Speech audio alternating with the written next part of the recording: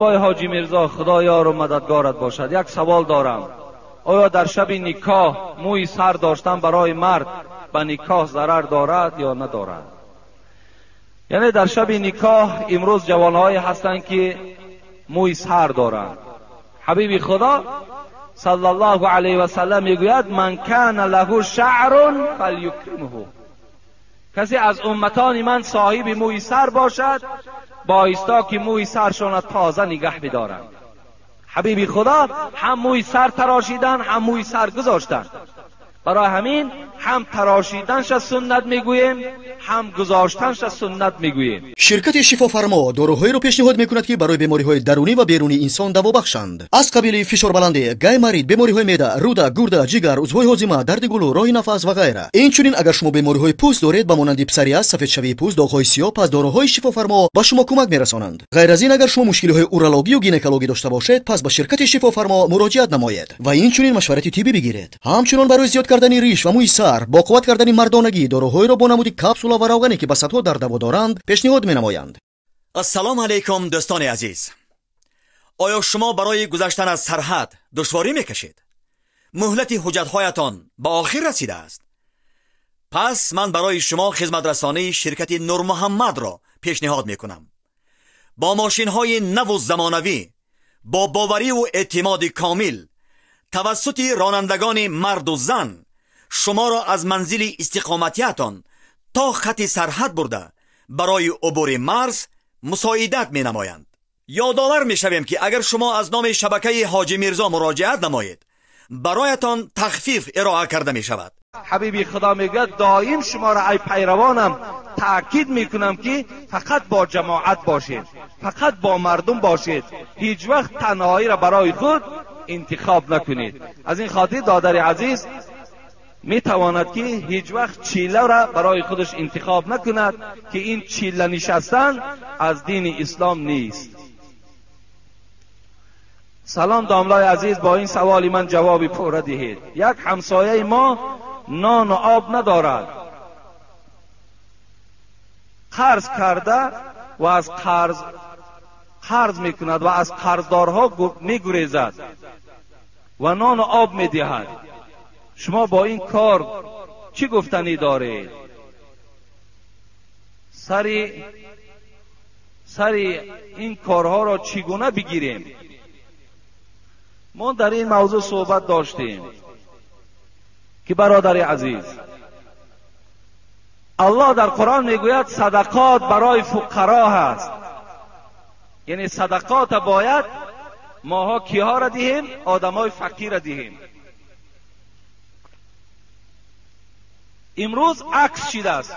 آدم فقیر آدمهای بای نان و آب میدهند تا جایی که بایها خیر احسان نسبت کمبغل ها داشته باشند.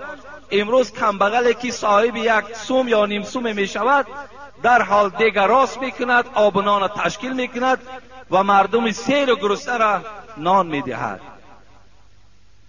شما الکی گوییم که آن چیزی که سپارش پروردگار است انجام داده نایستاده ایم، یعنی انجام نداده ایم. زیرا شما خود مستحقین، یعنی شما باید که خود صدقه خور باشین، شما باید صدقه دهنده نباشین. اسلام هیچ وقت دستگیری نمی کند آن نان و آبی را که از نارسایی باشد. قرضداری کو یک طرف، این آدم قرضدار کو تماما حق ندارد که خیر احسان کند، لیکن آدمی که شرایط نداشته باشد برای او خیر احسان کردن در اسلام جایز نیست. امروز باور کنید بعضی برادرها بر ما زنگ میزنن از دولت‌های روسیه، از همه دولت‌هاش. داملای عزیز دعا کنید که ما بیمار هستیم در حق من دعا کنید. این بیمارها بیچاره به یک حالت خیلی مشکلات 4 سوم صاحب میشوند. همین خانه در رسیدن برابر که الله که خیر احسان سر میشود. بیچاره حالی پای قدم کرده است تا از راه دور آمدی گفته دیگر وای اهمیت نمیدین که به کدام حالت آمده است، در کدام صورت است. خیر احسان چندین بار گفتم، فقط برای شما این قدر میگویم که شرایط دارین خیر احسان کنین، ندارین خیر احسان نکنین که شما گناهگار میشوین. و آن برادرانی که در این مسئله ها گویم مردم دقت میدهند، طعنه میکنند چرا تو خیر احسان نمیکنی؟ اگر همون آدمی را که طعنه دارد دقت میدهد کمبغل باشد، این برادر در نزد خدا گناهکار میشود. ما و شما حقوق نداریم که بنده هایی که بیچاره شرایط ندارند ما و شما با آنها دستورات خیر احسان دهیم. السلام علیکم حضرت حاجی میرزا، سوالی دارم، خواهش میکنم جواب گویید. مسئله اسراف کمی روشنی می انداختید. کسانی که اسراف کردند اسرافکارند، چگونه گناه است؟ خداوند در قرآن در باب اسراف ولا تبذر تبذیرا ان المبذرین كانوا اخوان الشیاطین و کان الشیطان لربه کفورا میگوید شما بنده های خدا اسراف نکنید، زیرا که پروردگار اسرافکار دوست نمی‌دارد. اسرافکار برادر شیطان است و شیطان در نزد پروردگار کافر است. کسی اسرافکار است برادر شیطان است و خدا گفته ایستاد است که شیطان در نزد الله کافر است. در دیگر جای قرآن خداوند برای ما و شما سوره اسراء هست میگوید کلوا واشربوا ولا تسرفوا، شما خورید و نوشید اسراف نکنید، بخورید بنوشید اسراف نکنید. حتی صاحبان تفسیر میگویند که انسان وقتی زیاد میخورد انموق زیاد خوردنش اسراف است. وقتی آدم میگوید عقلش فقط در همین بهتر کردن دنیا صرف میکند و فکر آخرت نمیکند، حتی صرف کردن عقلش همین هم از اسرافیات است. باید ما و شما در اسراف هیچگاه راه ندهیم. خداوند در سوره ابراهیم میگوید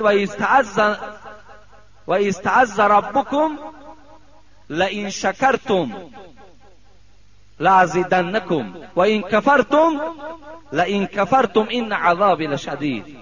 اگر شما در نعمتهای خدا دادگی شکرانه کنید به قدر آنها رسید خدا زیادش میکند. لیکن اگر شما در دادگی پروردگارتان خراجات کنید، اسراف کنید، بی پروایی کنید، عذاب پروردگار بالای شما سخت است. این امروز ما و شما ببینید در خاندان ما چه از چراغها را، چه از آب، چه از گاز اسراف میکنیم، پروا نداریم، رفته ایستاده است. ما و شما فکر نمیکنیم که انا همین خراجات هایی که در اینها شده ایستادن همین هم در عبادت ما زلال دارد، همین هم در بندگی ما زلال دارد، همین در ما و شما در نزد خدا گناهکار میشویم. السلام علیکم داملا، من برای انگشتی سبابه با مولای خودمان بحث کردم. او به من گفت که دیگر از قفای من نماز نخوان که من امامتی تا قبول نمی کنم تا چلیک برداری تا بس نکنی. من چیکار کنم داملای؟ برای از پس یک داملای با فهم بخوان که همه داملایی که برداشتن همین انگشت که من کنه و امامتی را که قبول نکند، الحمدلله امروز پر از داملای میفهمیدگی. روای پس یک آدمی میفهمیدگیش اقتدا کن. داملا چه حق دارد زیدی حدیثی رسول اکرم صلی الله علیه و سلم برآمد میکند؟ چه حق دارد؟ چه حق دارد وقتی که کردار امام ابو حنیفه را قبول ندارد که حضرت امام ابو حنیفه را در کتابها برداشتن انگشت در حالت اشهد ان لا اله الا الله دا برداشتن شد وصف میکنند، تاریخش بیان میکنند؟ چه حق دارد امام که خلاف کردار امام ابو حنیفه رفتار میکند؟ پس یک امامی با فهم و با علم نماز خواندن بگیر.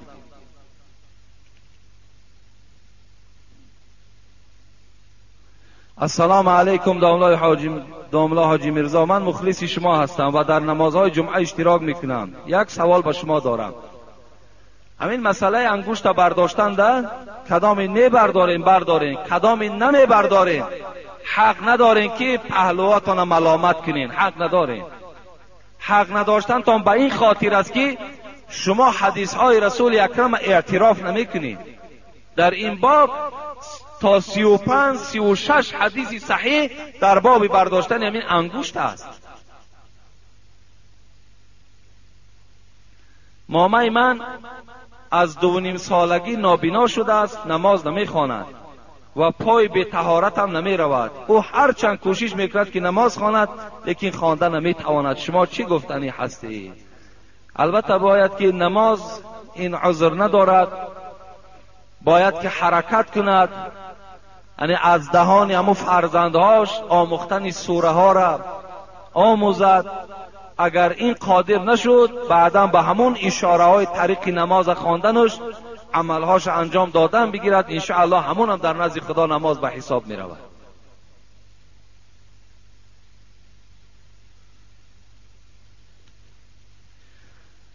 بابای حاجی میرزا خدا یار و مددگارت باشد. یک سوال دارم، آیا در شب نکاح موی سر داشتن برای مرد به نکاح ضرر دارد یا ندارد؟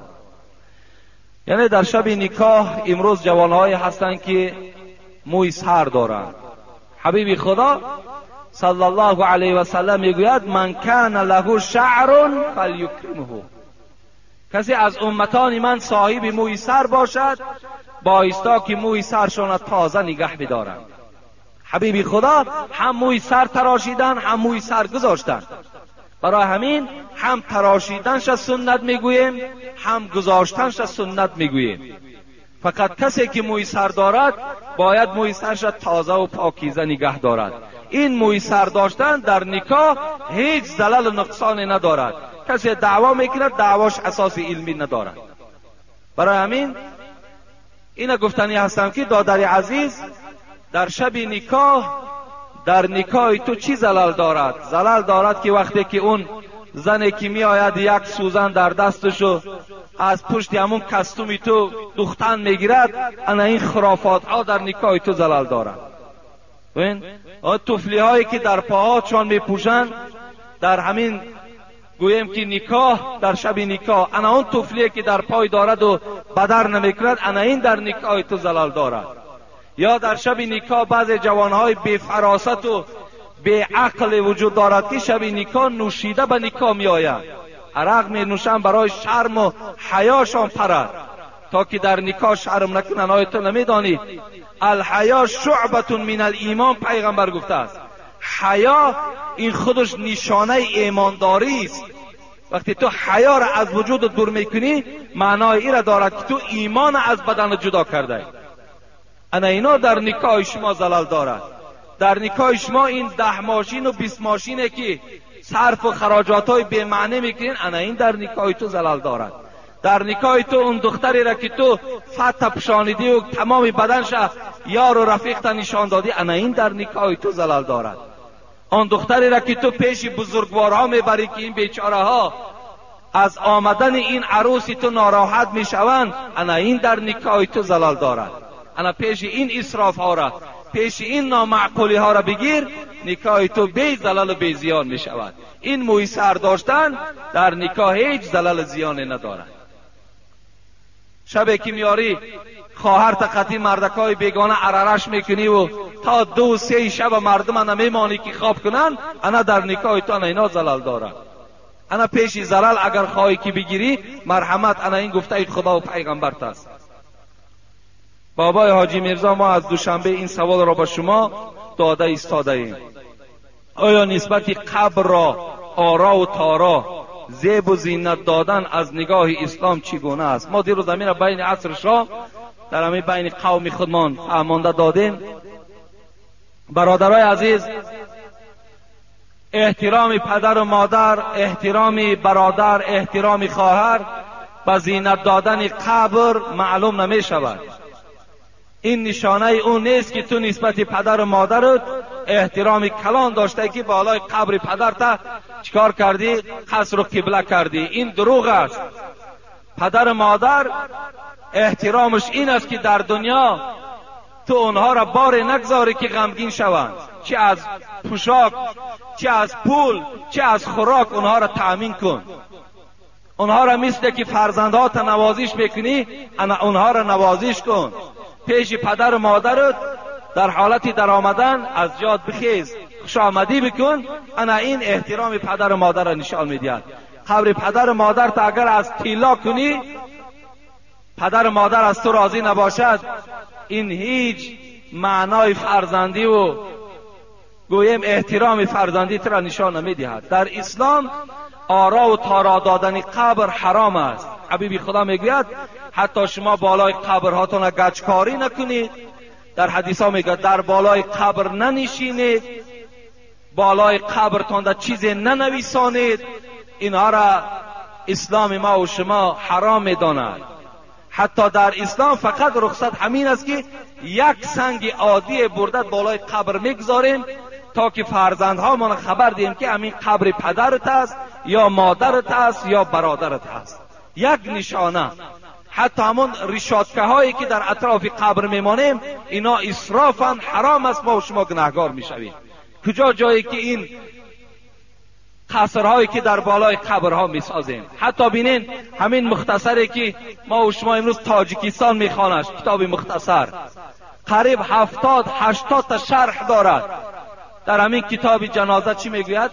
میگوید که و کوریه الاجر والخشب، اگر در لحد شما غشت پخته گذارین یا در لحد اگر چوب گذارین، این حالت در این عمل شما مکروه است، شما در نزد خدا گناهگار میشوید. به چه خاطر؟ به خاطر که برای غشت پخته و این چوبی که در لحد میگذارید آدمای زنده احتیاج دارند. باید در لحد غشت خام باشد یا چیمی که میگویم همون سبزگاری هایی که ما و شما کنده و در قبر میچینیم، انا همون زیبی قبر دارد. فتوای خلاصه را تماشا کنین، میگوید که قبر دویم باره کندن در اسلام اجازت نیست. اینا بعضی آدما قبرهاشون از اونجا میکنن اینجا میارن، اینا اسلام رخصت نمیدهد. لیکن اگر همون گورکاوها ساعتشه یا بیل یا کرته یا چیزی از ظرف دنیا را در داخل قبر فراموش کرده باشد، اینجا اسلام رخصت میدهد که دویم باره قبر کنین و همون چیزی که زنده ها احتیاج دارن بیرون قبر کنین. ببین تا این صورت اسلام اجازت نمیدهد که در قبر چیزی از اسباب دنیا ضایع شود، پوسیده و نابود شود. برای همین از همه شما برادرای عزیز خواهش من این است که شما بالای قبرها دا بنا نکنید، بالای قبر برای خودتان سجدگاه جای نماز قرار ندهید. اینا را در حدیث ها رسول اکرم حرام خواندگی هست. گفته اما حضرت مولوی جنونی که اگر گورد همه نقش و نگار است، چی سود پر در لحد گر اژدهار است. این چی فایده دارد بالای قبر تا اگر از تمام میگویم که بهترین مال دنیا آرا و تارا دهند، لیکن داخل قبر اژدهار داشته باشد، داخل قبر راحت نداشته باشد، این چی معنی دارد؟ آن پول شما در یتیم خانه ها، در همسایه داری هاتون، در مکتب ها برده انشاءالله اگر صرف کنین، این در روح پدر مادر شما شاد می شود. اجازت نیست برادرای عزیز در بالای قبر بغیر یک سنگ عادی حتی کتابت نویساندن ممکن نیست. السلام علیکم. حضرت داملا یک پیشوا داریم که دایم کارش همین است که اگر چیزی ندهی در یگان کار و بارد یا معرکه های خرسندیت یا مصیبتت اشتراک نمیکند. این خیلی پیشواهایی بوده است که اگر تا حق شکی نمیتی در یگان کار و بارد راست نمیسته، نه در معرکه خرسندی نه در معرکه مصیبت. حبیب خدا محمد صلی الله علیه و سلم پیشوای ما میفرماید این المسئله لا تحیلو. ببینید طلبیدن حلال نیست. وقتی همون پیشوا هست، وقتی همون گوییم که از جمله شیخ است، از جمله عالم است، از جمله ایشان است، از جمله کسی نباشد. وقتی میگوید که حق مرا دهید، وقتی طلب میکند، این حبیب خدا گفتن حرام است. حرام. هیچ وقت امت محمد باید طلبنده نباشد. حبیب خدا میگوید لو تعلمون ما فی المسئله ما مشى احد الى احد یسأله شیئا. اگر شما میدانستین که طلبیدن چند قدر بیناموسی است، بیعاری است، شما هیچ وقت پیش یک برادر مسلمان تان یک قدم برای طلبیدن نمیزدین. لیکن افسوس که این طلبیدن شخصان برای خود اختیار کردن که ناموس ندارند، اونا گویم حیا ندارند. برای همین ما و شما حق نداریم که گوییم برای ما فلان قدر مبلغ جدا کن بعد من در کار بار تو راست میستم، یا اینکه من فلانی زاده ام، من بالای همه شما گوییم سردار هستم یا فلان هستم، باید که برای من شما مبلغ جدا کنین، برای من نظر دهین. این در اسلام ما وجود ندارد. بعضی ساده های ما و شما را اونها می ترسانند، حقی مرا بده. وقتی مثال تو نمیدی بعد وای من میکنند نمیتی، حقی مرا نمیتی، اگه گویا که تمام یعنی ندادی تمام تو میسوزی. نه، خودش میسوزه. او دعا هم ندارد برادر عزیز، باور کن نترسین، این چیزی چی گپ نیست. اسلام ما باید تلبنده تیار نکند. امروز برای چی ما میگیم که همون بچه‌هایی که در راه ها هستن صنف 1 و 2 میخوانند یا از اون در پستر هستن اونا را شما پول ندهید. به چی خاطر؟ به خاطری که در طبیعت او تلبیدن میموند و آیسته آیسته میده میده آخر کلان شدن میگیرد، با همین راه تلبیدن الک عادت میکند و دیگر در مکتب نمیخواند و دیگر مکتب هم که رود تمامی حش و خاطرش به سوی همون اطراف مزارهایی که امروز تلبنده ها در اطرافش نشستند. انا فقط تمام خاطرش همه گویم حشش طرف همون مزار، طرف همین امروز قبرستان ها را جای کردن. میبینن که مردم قبرستان میرود، در نزد قبرستان که باز پول تقسیم کنی که هست، این کودک ها همون جمع میروند تا که با اونها پول دهین. شما ندهین بر اونها پول، اونا را شما خودتان تلبنده میکنین. امروز این بهبودی که الحمدلله در تاجیکستان شده ایستاد است. شما میبینید روز به روز زوادها با چی دستند، روز به روز راهها کشاده شده ایستادند. امروز کدام بدفرد تاجیک این زوادها را سرداری میکند؟ ما و شما که وقتی که فقط تلبنده تیار کنیم، همین تلبنده هایی که امروز داریم کتکت هایی که هستند، مردم هم میترسانند که حقی ما را بده، نمیتی خیلی میبینی همیناش بسند. ایناش بیا ما و شما تلبنده نکنیم، ایناش بگذار که بیچاره خوانند، بگذار که آینده دار شوند، در همین جامعه تاجیکستانی ما و شما خدمتگار شوند. اینا درست نیستند. تلبیدن حلال نیست برادر عزیز. این ملاگی و باور کنین پدرای عزیز، ایشانی و شیخی که برای خدا نباشد، به خدا قسم در نزد پروردگار از کرم لای خورک دیده این انسان در نزد خدا به قدر هست. باید همه عمل ما از برای خدا باشد. باید چی ملا باشد، چی شیخ باشد، چی ایشان باشد، چی فلانی زاده باشد، باید امروز فقط خدمت اسلام کند، نه برای مبلغ. اگر تو در راه خدا خدمت کن، الله خودش در قرآن میگوید و من یتق الله یجعل له مخرجا و یرزقه من حیث لا یحتسب. این پروردگار میگوید ای انسان، تو از پروردگارت بترس، در راه پروردگارت خدمتگار باش، چنان رزقت میتم که در گمانت نیست. آنقدر مبلغ و پول از هر راه برای تو میارم که در فکر در خیالت نیست. این وعده پروردگار است. همین انسانایی که امروز خدمت پروردگار میکنن، به تلبیدن روزشان الحمدلله که رفته ایستاده است. برای همین ما و شما این تلبیدن برای خود اختیار نکنیم. این برادر ما هم حق دارد که برای این گونه پیشوا حق جدا نکند. هیچ وقت حق جدا نکن. از دوغ و پوپیسش هم نترس. انشاءالله تو در نزد خدا از این دیده با قدر تر هستی. با آخر دعوانا ان الحمدلله رب العالمین. اینجا در یک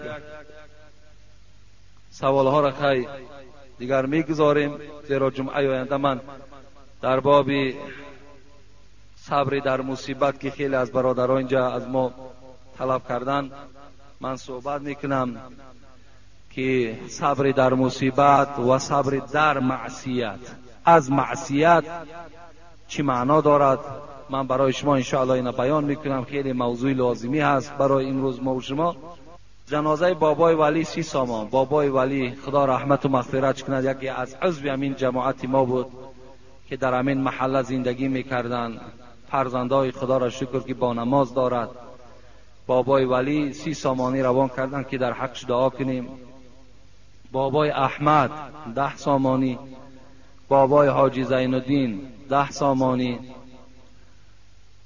برادرمان استاد سبز علی و بحرالدین باباجان که برای همین مناره را تعمیر کردند، امروز مهنت کردیستند، در حق اینها گفتن دعا کنید.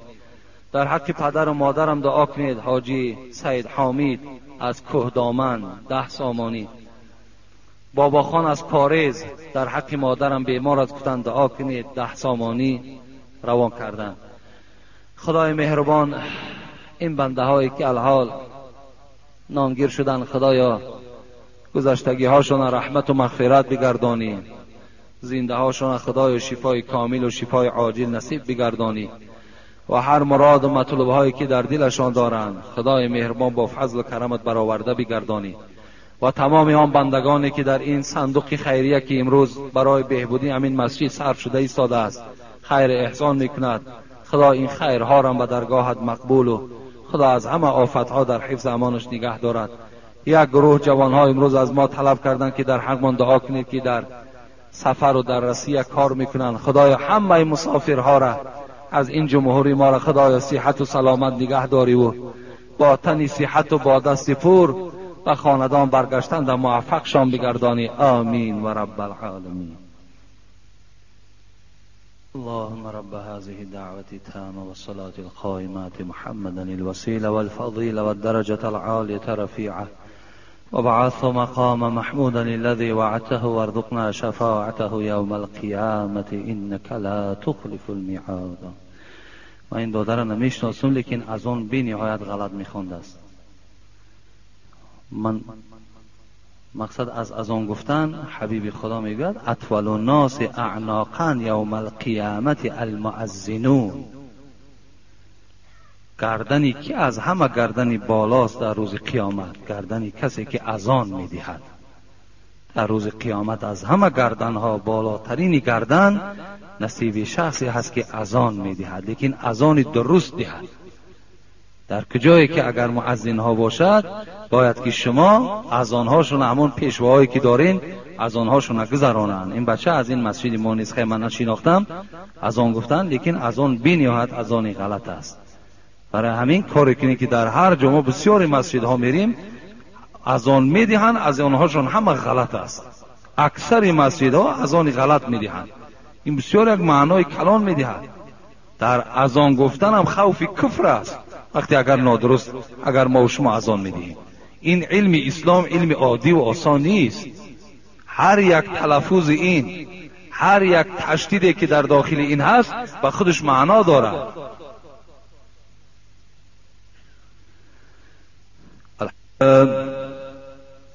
الحمد لله الذي قدرنا في سابق علمه بالإحسان ونور قلوب العارفين بنور المعرفة والإيمان